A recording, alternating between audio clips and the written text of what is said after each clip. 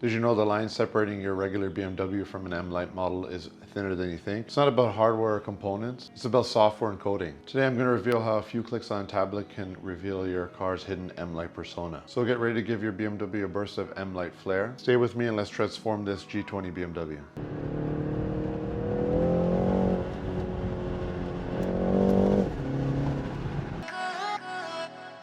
If you guys found that corny, my apologies. I used some AI to help me write a more interesting script. Let me know what you think. If you guys are new to my channel, this is my 2019 G20 330i.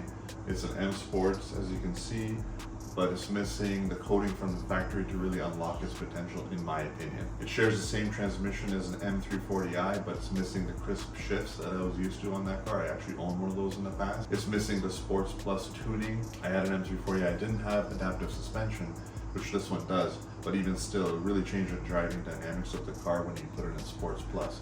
So what I want to do is take you guys for a quick test drive right now to show you how the car drives completely stock. First thing we're going to try is putting Sports Plus coating on this car, as well as Comfort Plus, just to see how that feels. I don't think I'd be running that very often, but it is an option. And then we're going to go put on XHP Stage 3 and see how it drives then. So we'll be going for 3 test drives. First stock, second's going to be with the Sports Plus tuning and Comfort Plus. I'll give you my impressions. Third is going to be with XHP. Let's see how aggressive that is.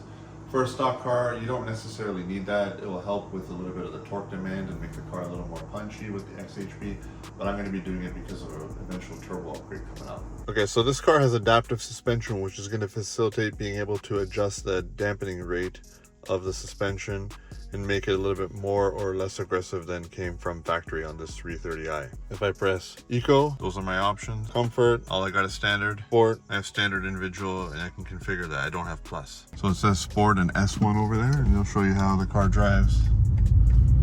Partial throttle. That's about 30% throttle, maybe 20-30%. So I'll try to just mimic the same driving style after we go to Sport Plus mode, and also add on XHP Stage 3.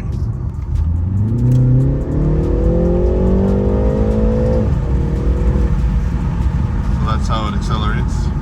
As it stands right now, it's not super quick, but still has around 300 foot-pounds of torque at the wheels, and we're going to be adding to that with a turbo upgrade and whatnot later, but for now, this is what we got.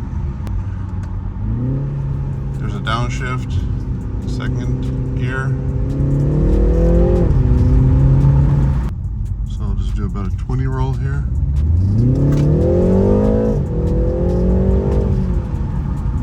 Now I'm going to put it back into comfort mode.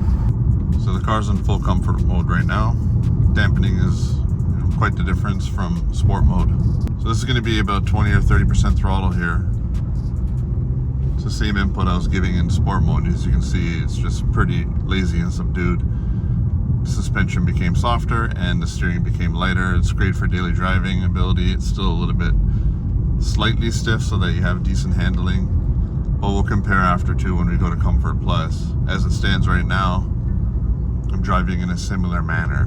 Now if I put it back into sport, same throttle inputs, that's how the car responds. It's jerky, but not uncomfortable. So I'm expecting a little bit more of that when we're in Sport Plus. Let's see. Now let's get to coding. To start with, we're going to be using this MHD adapter. I actually picked it up from my old F-Series, but it's going to be compatible with what we want to do today. Now I'm going to be trying something new. This is not a sponsored video in any way, but I want to try this out because it seems like times have changed, and I would always whip out my laptop and use ESIS or NCS Expert, but they make it so easy nowadays with apps that I figured let's try Beamer Code today to show you how it's done. So I'll go ahead and plug the dongle into the car. Load up Beamer Code. Try connecting now that we have it set up appropriately. I'm going to go to 3 series. So now the car just woke up because it went into diagnostic mode, I believe. Okay, as you can see, we have our options. Okay, so we're going to click on this one here, Body Domain Controller. We're going to click Expert Mode at the bottom here. Continue. So we're going to scroll down all the way to we see 3221, and that is right here. It's PFFES Master. So where it says here FES Sport World Mode 1, as you can see, it's non-sport expert. We're going to sport expert. go back. Now we're gonna click code. And this is where you have to pay for it. By the way, I just bought it. I hadn't bought it yet. I was just trying to see what it's gonna be like. But it's $39.99 and hit code. It's saying if you have any doubts of your battery condition or whatnot, you probably want to put it on a charger, but we're gonna start the coding. Car just went to sleep for a second. Restarting the ECU. Okay, that was successful. Now we're gonna go back to the control units and select head unit. So now we're gonna go expert mode again. Now we're going to FES. Right here where it says FES Sport Expert. So we'll set that to active. Now we'll hit back, and code. Let's go see what's happening with the car now. Now I'm gonna hit Sport, and now I have the option for Plus. Just like what I was used to on my M340i. And then it says Sports Plus over there. Now we still have standard comfort, so let's do that next. We're going BDC. Let's go to expert mode. Now we have FES Comfort World. It's non-comfort plus. We're gonna put that in under BDC. I'll code that. Good to go there. And we're gonna go back to the head unit, expert mode, FES, and then you have FES Comfort Plus. Set that to active. Then you have Eco Config, where it says, right here you have Eco Config Steering Comfort Plus. Put that to active. And then you have this Eco Config Attenuation Comfort Plus. Put that to active. Let's go back, and code that. Good to go. Let's go see what the car says. Now I'm gonna hit comfort. And now we have Comfort Plus. Extra comfortable setting. You can still get the benefits without the adaptive suspension, but it is the adaptive suspension that pulls it all together. So let's go for another test drive. Okay, so I'm in Comfort Plus right now. The steering is a little bit lighter, maybe 20% lighter. Feels a little bit looser, kind of rides more like a stock 328 F30, even though this has M Sport suspension. Less feedback in the wheel. When you go over bumps, a little more bouncy. It has like half a rebound before it recovers, going over a speed bump. You still feel the undulations in the road, but not so much the lines and the little cracks in the road. It kind of dampens those out, but you can't get around the spring rate. The spring rate is what's going to make you feel the rest of it. So that part is still there, but it definitely is softer over the bumps. And would I call this more comfortable? Yeah, it's more lazy. When you're off the throttle, it kind of coasts for longer. It maintains speed. It's still fine. It's just not really BMW-like. But some people would enjoy this. I don't think I would use this very often. I find that comfort is like a nice balance.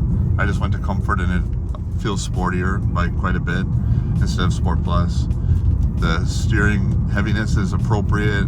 If you really had to, you can still take a turn, but the steering is nice and light. So Comfort Plus, I don't think I would use it that often unless I'm just really in the mood for relaxed driving. But it doesn't really suit the car in my opinion. So now let's go to Sport Plus. Okay, I'll roll the window down a little bit. So it indicates Sport Plus on the display, as you can see. So I'll punch it here at around similar speed as last time. It's like it's 20% more amped up. I should be getting some fuel.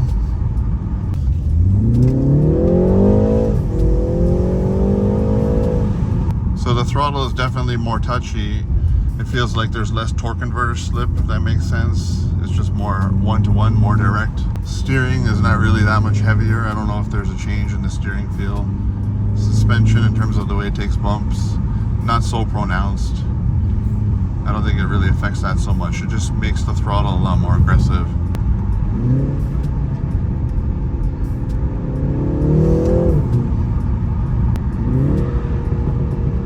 I think I'm hearing some burbles.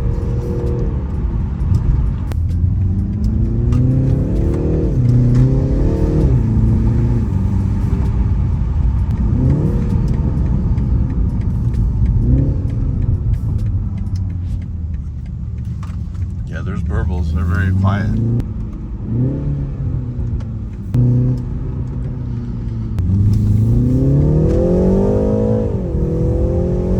Under load, the shifts are still a little bit soft. I was looking for a punchier shift, but of course we're going to be going to XHP, so that's going to solve that aspect.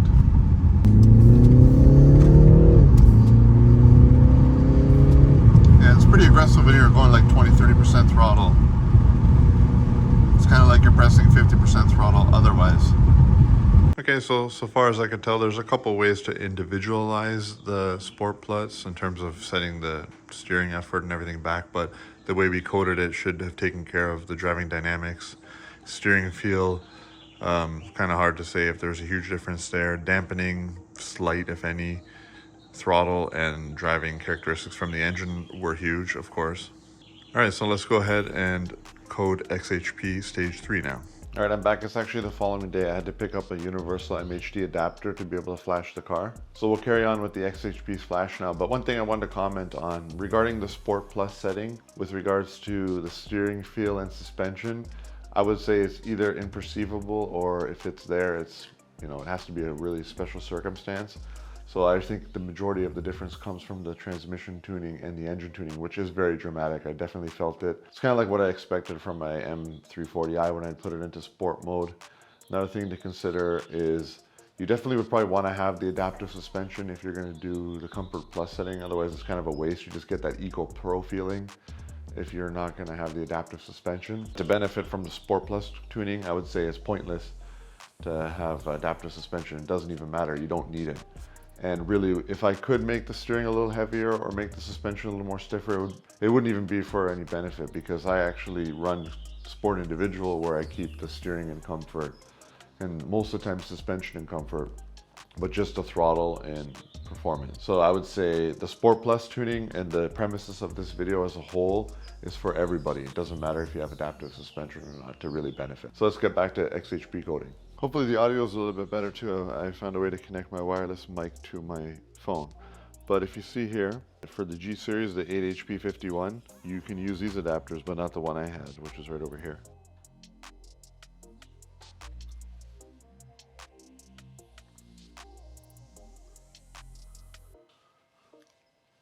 I'm just updating the firmware on the adapter.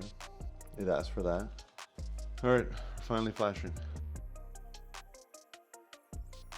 So now you're supposed to drive 50 miles normally to let the transmission adapt. So I'll do so, and then we'll come back tomorrow in the afternoon to summarize how it feels and show you how it looks. All right, so I did the 50-mile run-in after flashing XHP. What I noticed is when I have this thing in Comfort Plus, the car tends to start in second gear. It won't go down to first gear unless you're in Comfort. I'm in Sport Plus and Sport transmission shifting. Let's do the same thing here. Go to about 20 and punch it.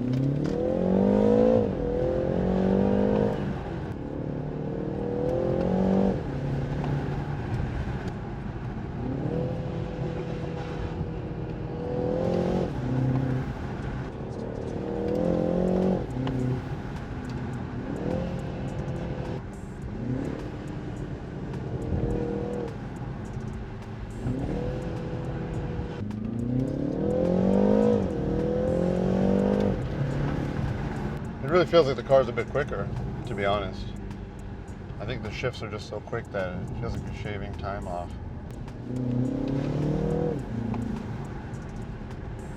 I'm hitting the paddle now.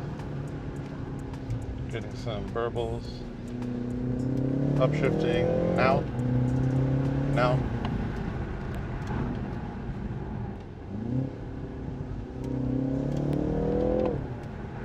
It's just instantaneous now. If I put it back in Sport Trans, I'll show you how the car drives.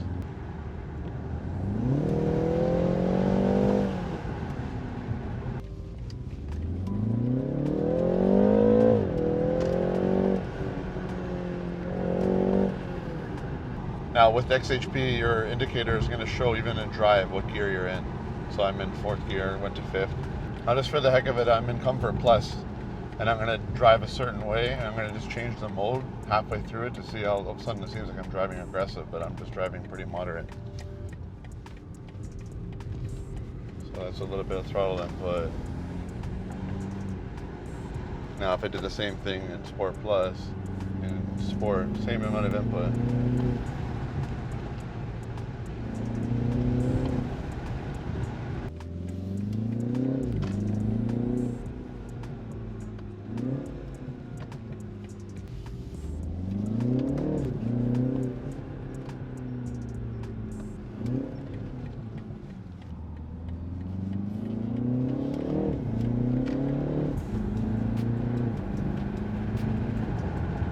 I imagine it's quite difficult to even tell the difference on camera, but it's more fun to drive for sure as it stands. The chassis and everything on this car is great. It just needs 100 wheel horsepower at least, and that's going to be taken care of in less than 2 months for sure, probably in about a month with the turbo upgrade.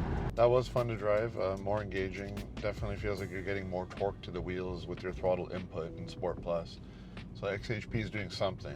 Feels like it's half a second quicker or something like that. Like it's not insignificant. It's like, yeah, this car is tuned for torque from the factory for great partial throttle, and it just amps that up when you go XHP. But I think one thing that would be cool to try is, can we accomplish DSG farts?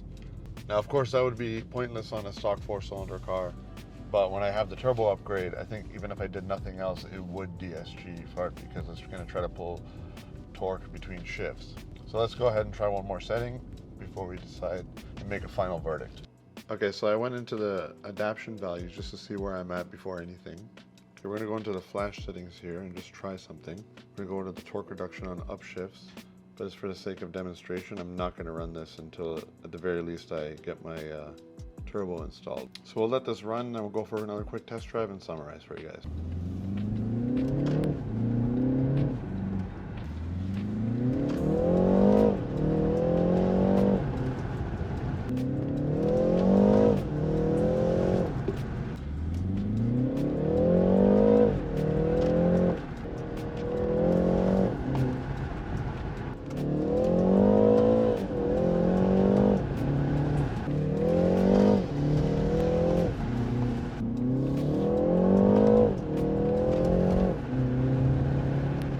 Alright, so those shift settings I adjusted didn't really make a big difference. I think this engine needs to actually make a whole bunch more torque than stock for it to really burble or do the DSG fart.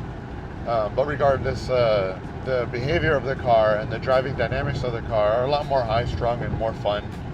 This thing, no matter how you slice it, needs more power. It's great for a daily, but it needs more power. But at the end of the day, it's still a lot more fun having the Sport Plus and XHP.